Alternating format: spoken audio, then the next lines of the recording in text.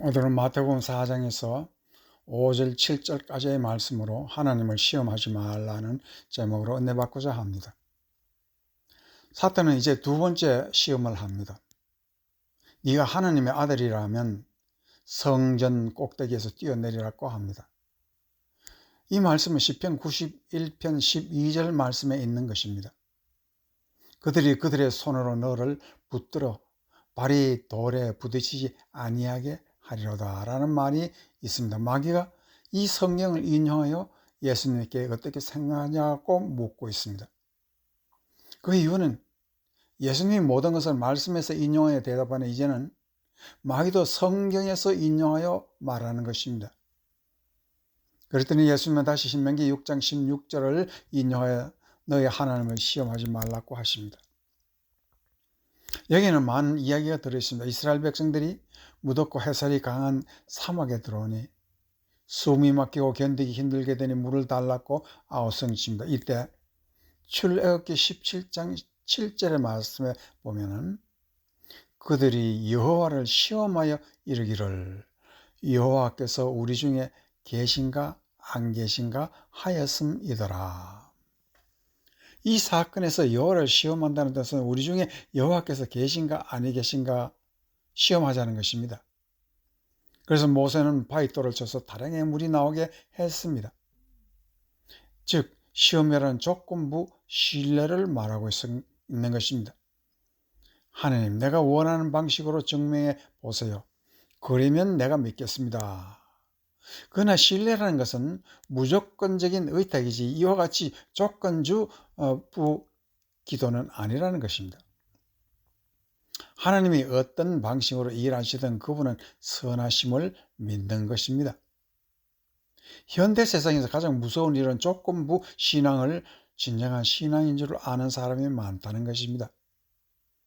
하나님은 복을 주신다고 하시고 주시지 아니하시니 믿으면서 떠나는 사람들을 말하고 있습니다. 이러한 신앙의 방법이 바로 마귀가 주장하는 신앙입니다. 복을 받는다고 하는 조건부 신앙은 성서를 사랑한다고 줄줄 외우고 집안에 갖다 붙이고 써서 가슴에 넣고 다닙니다. 그래야 복을 주는 줄 생각합니다.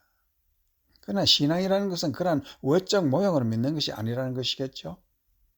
하나님은 어떠한 상황에서도 선하시고 인자하시고 나에겐 축복을 주든 아니 주든 마음에 변화가 없는 그러한 마음을 우리는 참 신앙이라고 말하고 있습니다. 그래서 오늘 이 귀한 말씀을 통해서 은혜받고자 합니다. 첫 번째, 하나님을 시험하지 말라는 말은 믿음에는 조건이 없다는 뜻입니다. 히브리서 12장 2절에는 믿음의 주요 온전케 하시는 이인 예수를 바라보자. 그는 그 앞에 있는 기쁨을 위하여 십자가를 참으사 부끄러움을 개의치 아니하시더니 하나님 보좌 우편에 앉으셨느니라는 말씀이 있습니다. 이 말씀의 핵심이 믿음이라는 것은 바로 예수를 말하고 있다는 것입니다. 그 믿음의 주라는 뜻은 아르케고스라는 말인데 이것은 시작자라는 뜻입니다. 아르케고스가 시작자이라는 뜻이며 온전케 하시는 이라는 뜻에서 텔레오테스라는 말은 완성자라는 뜻입니다. 즉 예수님은 믿음의 시작자요 완성자, 끝이라는 뜻입니다. 예수님을 히브리 저자는 믿음의 시작과 끝이 바로 예수 자신이라고 말하고 있습니다. 이 구원의 주이신 예수 그리스도를 믿음 그 자체이지 조건부 예수 그리스도가 아니라는 뜻입니다. 만약에 예수님이 조건을 달고 십자가를 지신 것이라면 조건을 두고 고난을 당한 것이 되는 것인데 이와 같이 조건을 두고 우리의 죄를 용서하시러 십자가에 갔다고 얘기한다면 우리는 처음부터 완전히 믿음을 깨닫지 못하는 것입니다. 만일 믿음과 구원에 조그마한 조건이라도 붙어 있다면 이 조건 하나로 인간은 구원받을 사람이 전혀 없습니다. 그러므로 구원은 값없이 주신 하나님의 은혜라고 말하고 있습니다. 은혜를 베푸시는 하나님이 조건을 붙이고 우리를 언제 사랑했겠습니까? 조건을 붙이고 태양을 주시고 공기를 주시고 물을 주시고 우리에게 양식을 주신 것입니까? 전혀 없습니다. 그러므로 그의 사랑과 은혜는 거룩하고 상상을 초월하는 순결한 사랑입니다. 오직 깨닫고 감사로 제사를 드리는 한 영혼, 그것이 귀중하기 때문에 조건 없이 자기의 몸을 하나님께 드린 것입니다. 구약의 성도들이 수많은 양을 잡고 소를 잡다가 하나님께 이것이 영원한 제사라고 말했는데 왜 지금은 다 사라진 것입니까? 그들은 모세를 통해서 하나님을 오해하고 있었기 때문입니다. 마치 구원에는 조건이라도 있어야 되는 것처럼 예수님 앞에, 하나님 앞에서 그들이 소를 잡고 양을 잡아서 그들의 조건을 만족하려고 하는 그러한 신앙을 모세를 통해서 오해했기 때문이라는 것입니다. 그러한 오해의 여지를 없애기 위해서 예수님이 오신 이후에는 모든 제사를 다 없애버렸습니다. 그래서 이사야서 1장 11절 12절 말씀에 보면은 여호와께서 말씀하시되 너희의 무수한 재물이 내게 무엇이 유익하뇨?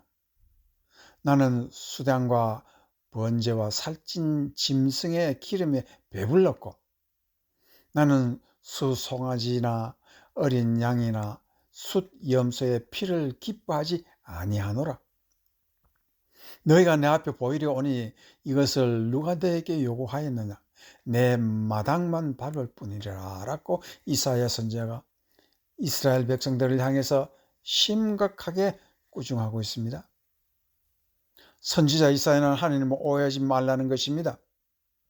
하나님의 뇌물을 받는 것 같이 생각하지 말라는 것입니다.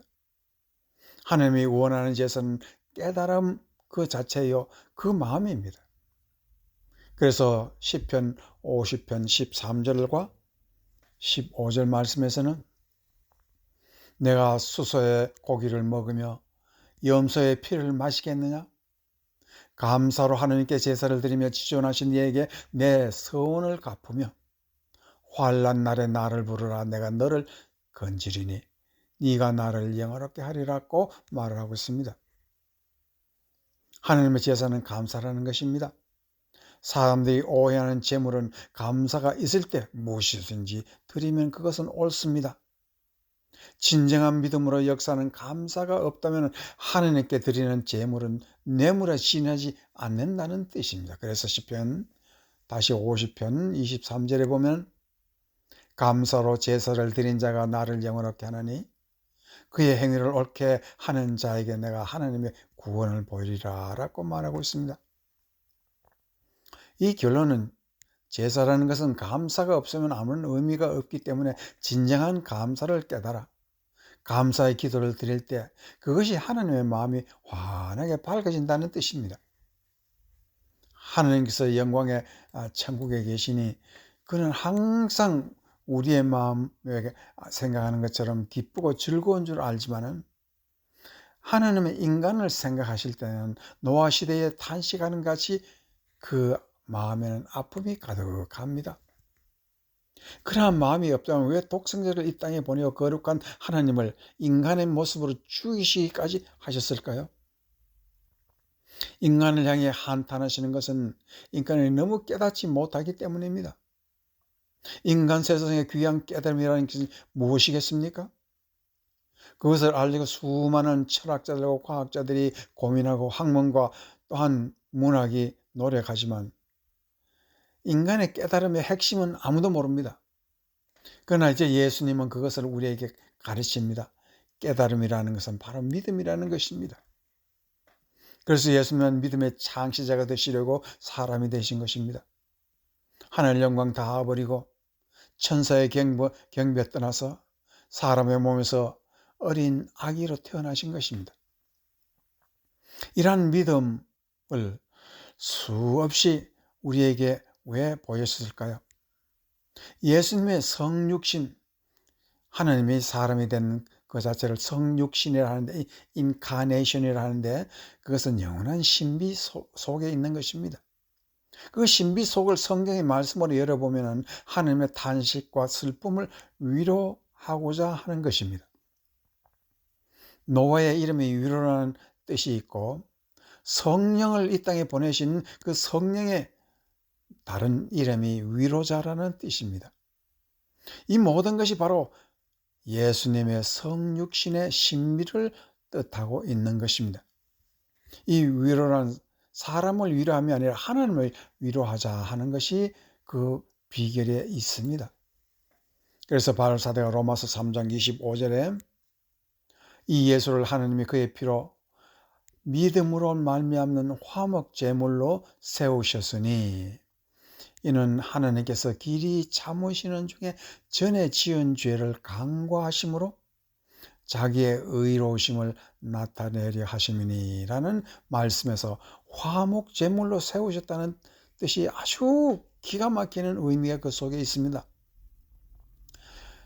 그리스 말로 화목 제물이라는 말은 힐라스테리온이라고 말하는데 이 말씀 힐라스테리온에는 두 가지 의미가 있습니다.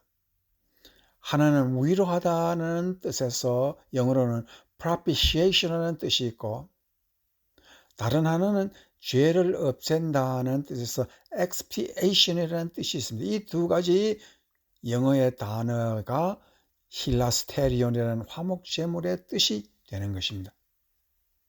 창조물로서는 하나님을 위로할 수 없기에 하나님은 독생자가 위로하시기를 원하시고 그를 십자가에서 받으신 것입니다.